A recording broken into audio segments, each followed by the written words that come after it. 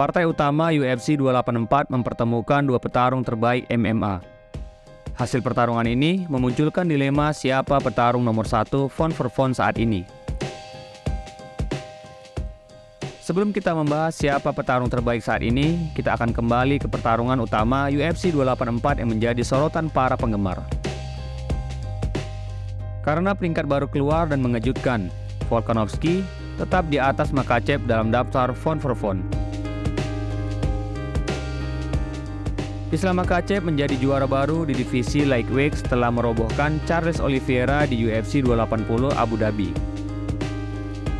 Setelah kemenangan itu, Islam Makhachev langsung memburu asa sebagai petarung terbaik Fon for Fon.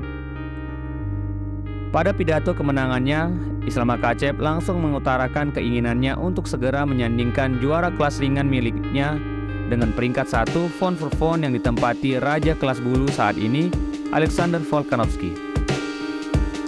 Usai laga UFC 280 berakhir, Islam Makhachev langsung menantang Alexander Volkanovski untuk berduel dengannya di pertarungan selanjutnya.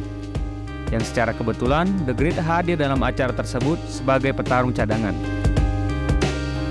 Alexander Volkanovski jelas langsung menerima tantangan tersebut, karena dari awal dirinya memang bertujuan untuk menginvasi kelas ringan UFC dan mencatatkan sejarah menjadi juara dua divisi berbeda yang baru.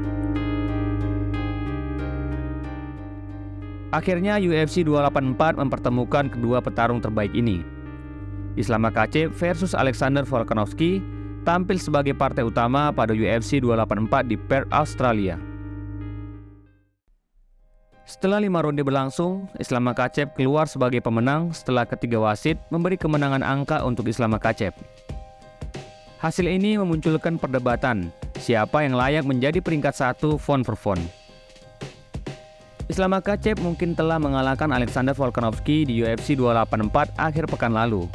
Tapi, dia belum mengalahkan Volkanovski di hati para pemilih di pembaruan peringkat terbaru UFC.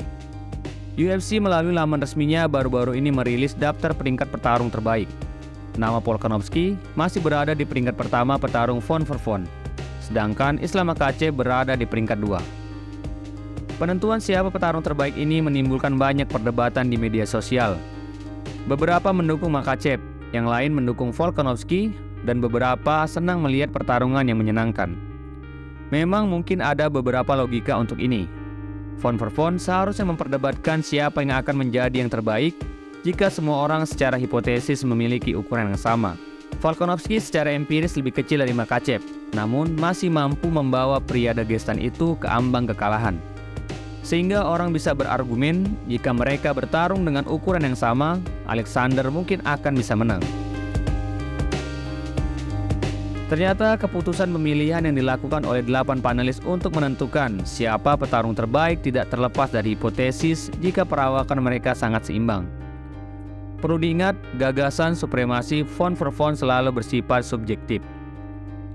Apakah karena itu mereka pikir Volkanovski cukup untuk memenangkan pertarungan, atau bahwa Makhachev akan jatuh ke tangan juara kelas bulu dalam pertarungan jika perawakan mereka sangat seimbang. Hasilnya juga mendorong diskusi tentang arti Fon for Fon.